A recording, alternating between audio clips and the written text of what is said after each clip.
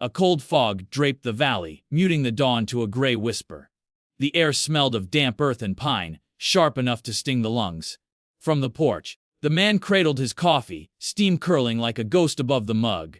His land stretched out, 5 acres of wild grass and stubborn oaks, untouched by neighbors. The quiet was sacred, broken only by the faint clink of his spoon against ceramic. Then a low rumble crept through the mist. Tires on gravel, deliberate. 5 figures emerged, clad in crisp navy uniforms, HO patrol, stitched in gold. They moved with purpose, driving red stakes into his soil, each thud a violation. Yellow cords stretched between them, slicing his land into a grid. One snapped photos. The camera's click sharp as a gunshot. A sign hung on his gate, property under enforcement review, Simmons Valley OA. Karen, her smile thin as a blade, clutched a clipboard. Behind her, a deputy leaned against a patrol car, silent, eyes hidden under his hat's brim. The man didn't move, didn't speak, just watched from the porch, coffee growing cold. The wind tugged at the cords, humming a low warning. They marked his land like it was theirs. They never asked who he was. Ever been caught off guard like this? Hit follow if this feels too real. The sun hadn't yet crested the ridge, but the man was already moving. His boots crunched on frost-kissed gravel, each step measured, as if the ground might shift beneath him. The air carried the tang of wood smoke and wet hay. His hands, calloused and scarred, gripped the iron latch of the goat pen, checking the lock twice, once with a tug, once with a twist. The animals bleated softly, their breath puffing in the dawn chill. He nodded to them, a silent roll call. His cabin, hand-built from cedar and oak, stood squat against the hill. Inside, the kettle hissed on a wood stove, fed by rainwater he'd collected in barrels. He ground coffee beans with a manual burr grinder, the rhythm steady, like chambering a round. The brew's bitter steam filled the room, curling around a single mug on a table he'd carved himself. No chairs. Sitting too long felt like surrender. Outside he walked the corn rows, fingers brushing stalks to check for blight. The silence was thick, broken only by the rustle of leaves or a hawk's distant cry. He cleared weeds with a machete, slicing in clean arcs, always downwind to keep his scent from carrying. His eyes scanned the horizon, not for beauty but for movement, for anything out of place. The land, 120 acres of rolling hills and stubborn clay, was his. No fence, no neighbors, no orders.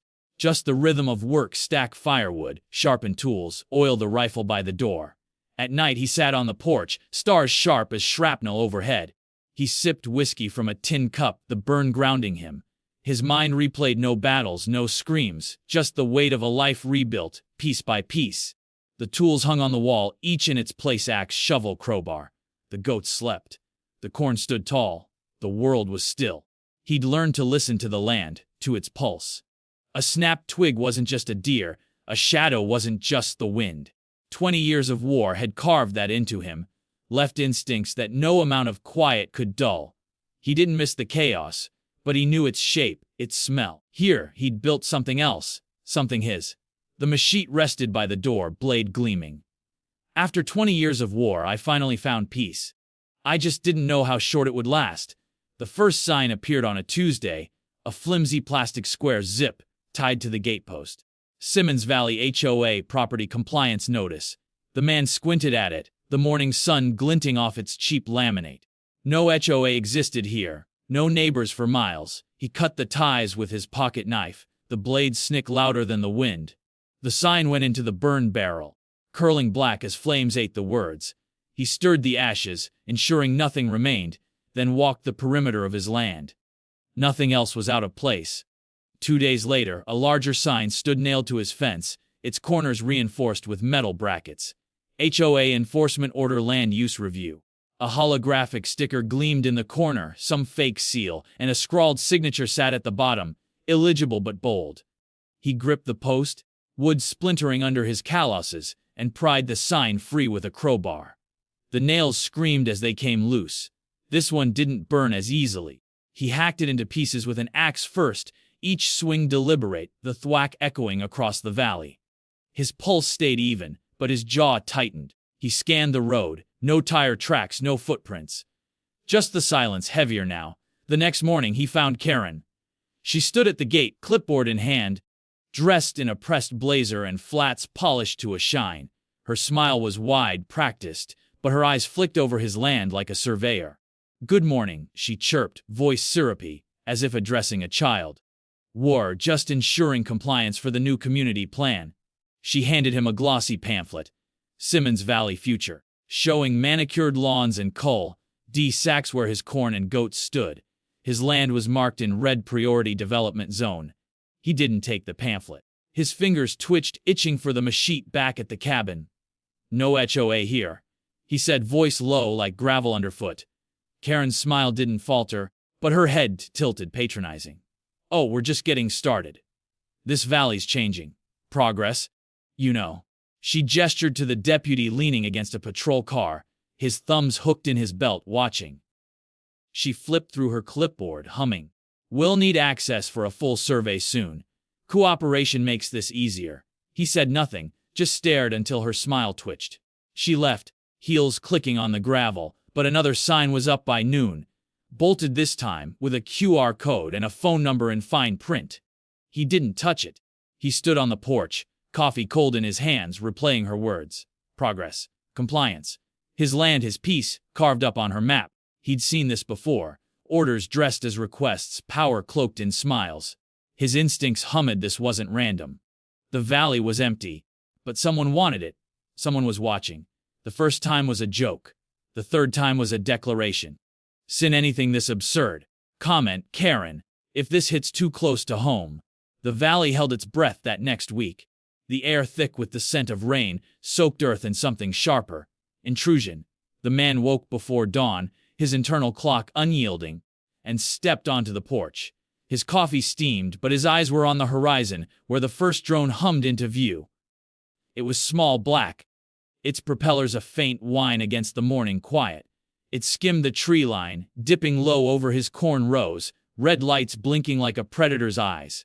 He didn't flinch, just sipped his coffee, noting its path southwest to northeast, looping every 20 minutes.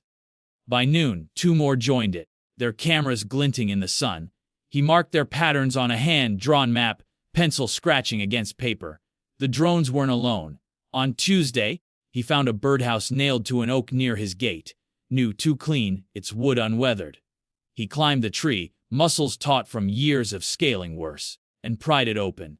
A camera nestled inside, lens pointed at his cabin, its wire trailing to a solar cell. He left it in place, untouched, but his jaw tightened. That night, under a moonless sky, he swept the property with a flashlight shielded by his hand. Two more cameras, disguised as all boxes, hung in the pines along his northern fence. He memorized their angles, their blind spots. By Wednesday, the HOA patrol appeared. 3 men in Navy uniforms, Simmons Valley OA, patches gleaming, walked the road beyond his fence. They carried walkie-talkies, static crackling as they spoke in clipped phrases. Sector 2 clear. Confirm boundary markers. One held a tablet, its screen glowing with a map, red lines carving up his land. They didn't cross the fence, but their boots scuffed the gravel deliberately, a taunt. The deputy's patrol car idled a quarter-mile away. Headlights off but engine rumbling. The man watched from the ridge, crouched low, his silhouette lost in the dusk. He counted their steps, timed their pauses. They moved like men trained but not seasoned, sloppy, overconfident. Thursday brought the letter, slipped under his gate in a crisp envelope. Notice of non-compliance, unfriendly community behavior. It listed violations: unapproved fencing, excessive livestock noise, failure to attend HOA orientation. A $500 fine was due in 10 days. The paper smelled of ink and bureaucracy, signed with Karen's looping scrawl.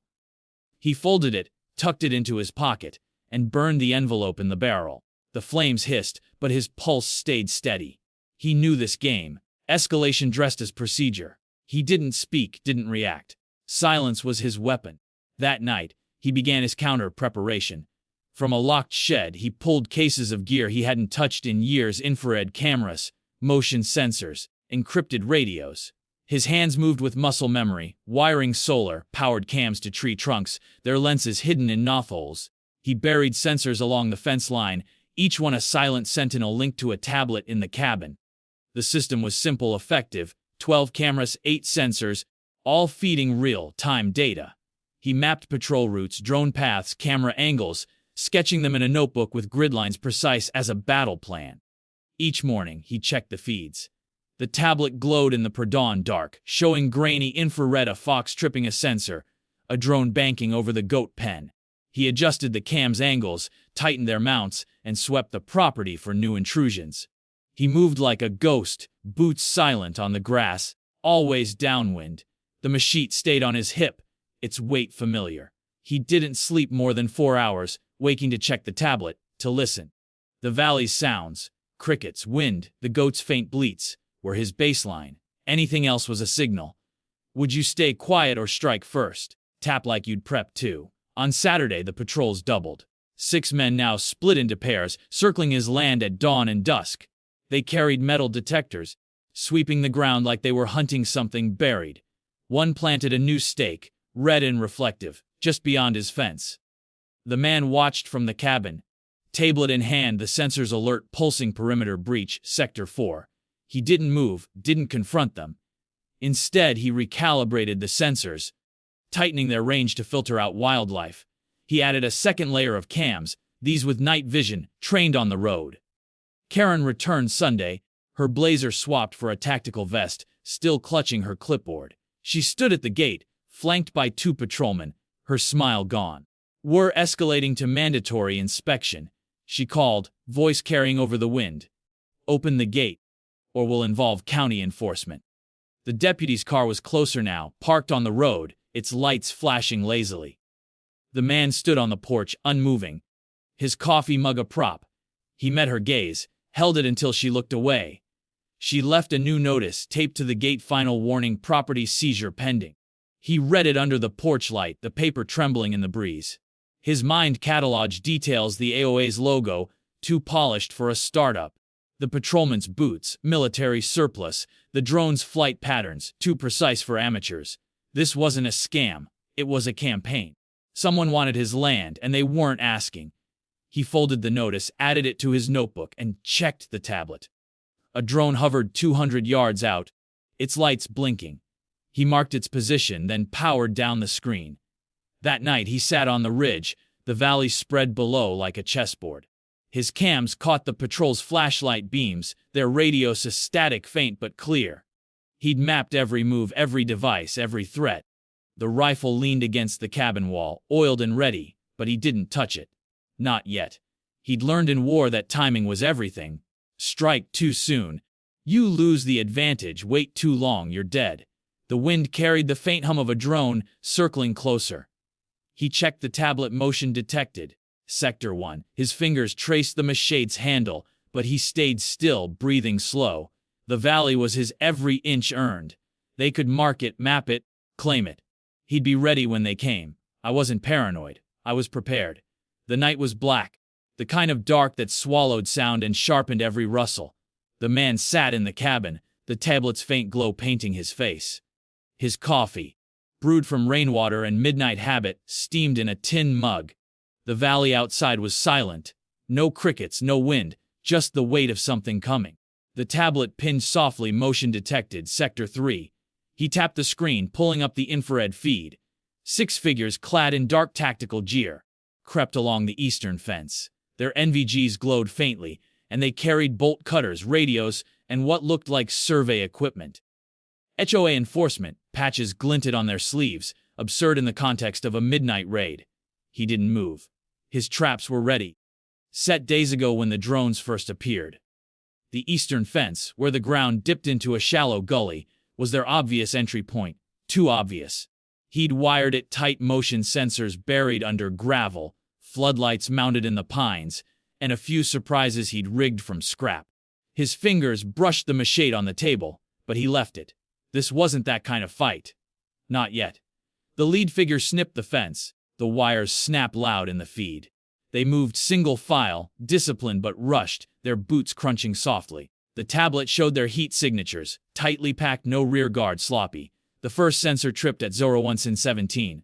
A low hum built, then erupted as 500-watt floodlights blazed from the trees, turning night to noon. The intruders froze, hands shielding their faces, NVGs useless under the glare. A second later, the motion alarm screamed. A piercing wail rigged from old air raid sirens bouncing off the hills. The sound was designed to disorient, to claw at nerves. It worked. The squad scattered, 2 diving for cover behind a boulder, 3 stumbling back toward the fence. The leader barked into his radio. "Voice cracking! Kill the lights! Kill them!" But the light stayed on, wired to a battery pack, buried 50 yards away. Then came the flashes. Strobing burst from wooden crates staked along the path. Each was a jury-rigged flashbang, harmless but loud, spitting sparks and smoke. The crates, painted with "Property of Simmons Valley" in mocking red, popped in sequence, herding the squad toward the open field. Chaos took over. One man tripped, his gear clattering. Another swung his bolt cutters wildly, cursing as sparks rained down. The tablet caught it all. 4 cameras rolling in crisp 1080p, their lenses hidden in knothholes and fake rocks. The man sipped his coffee, eyes flicking between feeds. He'd seen panic before. Deserts, jungles, cities gone to hell. This was tamer, but the stakes were higher. This was his land. Then came Linda. The goat. A 200-pound Nubian with a temper and horns like Rabar had slipped her pen. She'd done it before, always at the worst or best times. The infrared caught her charging from the shadows, head low, a missile of muscle and spite. She hit the nearest intruder square in the chest. A dull thud as he went down gasping. Linda didn't stop, pivoting to ram another man's thigh. He yelped, dropping his radio, which skittered into the grass. The squad's formation collapsed entirely, their shouts drowned by the sirens and Linda's belligerent bleats. The man allowed himself a half-smile, dry as the desert he'd left behind. Linda was a force of nature, her own kind of trap. He set the mug down, grabbed a flashlight, and stepped outside. The air was cool, heavy with the scent of ozone and scorched grass. He didn't rush, slow steps, boots deliberate on the gravel. The floodlights cast long shadows, turning the field into a stage. He flicked on the flashlight, its beam cutting through the haze, and aimed it at the leader. The man was on his knees, fumbling with a jammed zipper on his vest, his face pale under the glare. The squad froze as the man approached, their hands hovering near holsters but not daring to draw. He stopped 10 yards out, coffee mug in one hand, flashlight in the other. His face was calm, unreadable, the kind of calm that made men rethink their choices. He didn't speak, just tilted his head toward the nearest camera, a small, weatherproof unit bolted to a post, its red recording light unmistakable. The leader's eyes followed, then widened. The man nodded once, as if confirming a fact they both knew. Everything was on tape. "Out," he said, voice low, like a door closing. He pointed the flashlight toward the fence, the cut wire gaping like a wound. The squad hesitated, then moved, dragging their wounded and their pride. Linda snorted, stamping the ground, her eyes glinting in the floodlight. One man limped, clutching his ribs where she'd hit him. Another muttered, "Fucking goat," as he stumbled through the gap. The sirens cut off abruptly, leaving only the hum of the floodlights and the squad's retreating footsteps. The man walked the perimeter, flashlight sweeping the ground. They'd left behind a bolt cutter, a crushed radio, and a survey stake snapped in half. He collected them, evidence for whatever came next. The tablet, still running in the cabin, showed the squad piling into 2 black SUVs parked a half-mile out. They peeled away, tires spitting gravel, their taillights swallowed by the dark. He reset the sensors, checked the cameras, and coaxed Linda back to her pen with a handful of alfalfa. She butted his leg, unapologetic, and he scratched her ears. Back on the porch, he sat with the tablet, replaying the footage. The floodlights' glare, the flashes' chaos, Linda's rampage. It was a rout, clean and bloodless. He saved the files, encrypted them, and burned copies to a thumb drive. The coffee was cold now, but he drank it anyway, the bitter grounds grounding him. His eyes drifted to the valley, its silhouette faint under the stars. He'd built this place from nothing, carved peace from chaos. Now chaos was back, wearing badges and fake authority. He thought of the drones, the cameras, the patrols. The Shoei wasn't a scam, it was a front. The gear, the training, the maps screamed money, power, someone with a plan. His land was the target, but why? Mineral rights, development, or something older, buried deeper. He'd find out. He always did. For now, the cameras rolled, the sensors hummed, and Linda slept in her pen, queen of the battlefield. I've seen worse. but I never thought I'd see it in my own yard. Still watching. Follow if you want justice served.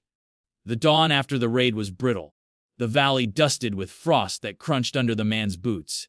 He walked the eastern fence, flashlights sweeping the ground where the HOA squad had fled. The air smelled of scorched grass and diesel fumes from their SUVs. Linda, the battle goat, grazed nearby, her horns glinting as she snorted at a snapped survey stake. Amid the debris, bolt cutters, a crushed radio, he found a black clipboard, half buried in the dirt, its clasp bent but intact. He pried it open, revealing a sheaf of papers, edges curled from damp. The top sheet bore a logo, a stylized eagle clutching a gear labeled Office of Civic Stabilization OCS. His pulse didn't quicken, but his eyes narrowed. This wasn't Karen's cheap HOA scam. Back in the cabin, he spread the documents across the table, the tablet's glow mixing with the flicker of a kerosene lamp. His coffee sat untouched, steam fading. The first page was titled Civic Reset, Phase 2 Compliance Targets. It outlined a federal initiative, authored by the OCS under the Department of Homeland Security's Resilient Communities Directorate. The language was sterile, bureaucratic, optimize regional stability through proactive land management and behavioral alignment. A map, folded in thirds, showed Simmons Valley and 5 other rural zones, each marked with red polygons labeled priority acquisition zones. His 120 acres sat dead center. He flipped to a spreadsheet, columns coded in acronyms: C stats compliance status, A VALSA set valued, B prof behavioral profile. Residents were categorized compliant a green, negotiable yellow, non-cooperative red. His name, John R. Tanner, pulled from county records, was redlined. Next to it, autonomous threat level high. A handwritten note in the margin read, neutralize via enforcement pressure. The profiles went deeper. Psychological assessments based on public data and surveillance. Tanner, JRD, former Spec Ops, 37 overseas deployments, low social footprint, high self-reliance, likely to resist. His fingers tightened on the paper, but his face stayed stone. Another document, stamped OCS Directive 47B, detailed the operation. The HOA was a community engagement proxy, designed to minimize federal visibility. Local operatives like Karen were recruited for their administrative zeal and trained to push compliance through fines, surveys, and escalated enforcement. The goal wasn't development, it was control. The OCS aimed to reset rural strongholds, targeting landowners who lived off-grid, distrusted authority, or held strategic land. Simmons Valley, with its water table and defensible ridges, was a test case. 5 other sites, Wyoming, Idaho, Montana, 2 in Texas, were undergoing similar stabilization. A map overlay showed drone flight paths, camera placements, and patrol routes, all matching his own logs. The birdhouse cameras, the red stakes, the QR-coded signs, they weren't random. They were part of a grid, a net tightening around his land. A section labeled Behavioral Stress Testing chilled him. Apply incremental pressure to assess subject resilience. Document responses for predictive modeling. He was a lab rat. His reactions cataloged for some federal algorithm. The patrols, the fines, Linda's rampage. They'd been watched, recorded, analyzed. He leaned back, the chair creaking. The cabin's silence was heavy, broken only by the faint hum of his tablet's cooling fan. His eyes drifted to the machete on the wall, its blade catching the lamplight. He'd seen ops like this overseas. Soft power dressed as policy, control cloaked in paperwork. But here, on his own soil, the betrayal cut deeper than any bullet. He cross-referenced the documents with his own data, pulling up camera footage from the raid. One frame caught Karen, standing by the SUVs, speaking into a sat phone, her face lit by the screen. She wasn't barking orders, she was reporting. The final page was a personnel list. Karen's name, Karen L. Whitaker, sat atop the local chain titled Field Coordinator. Her bio was clipped ex-civil servant, FAMA training. Exceptional compliance enforcement record. Below her were the patrolmen listed by codenames Hawk 1, Hawk 2. The deputy was there too, Asset D14, flagged as County Liaison, limited operational knowledge. Karen wasn't the mastermind, she was a cog, a loyal one. The real players were higher up. Faceless names in D.C. offices: Director R. Caldwell, OCS Liaison M. Torres, DHS. He stood, pacing the cabin's worn floorboards. The documents painted a machine, Cold, vast, patient. The OCS wasn't after his land for houses or strip malls.